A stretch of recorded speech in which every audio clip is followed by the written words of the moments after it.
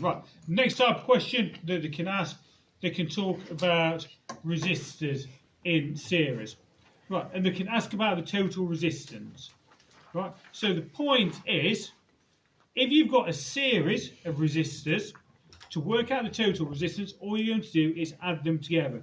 So the total resistance for this would be 5 plus 5 plus 2. So the total resistance for this would be 12 ohms, because all you're doing is adding them together. So if the question comes up like that, just go and add the resistors together.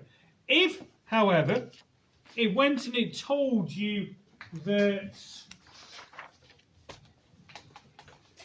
you had a total of 12 ohms of resistance in a circuit, and it gave you two resistors, and it asked you what the resistance of the third resistor would be. So if it told you that you've got 12 ohms, all you have to do is 12 minus 5 minus 5. So that third one must have a resistance of 2 ohms, because the total has to come to 12. And that's it.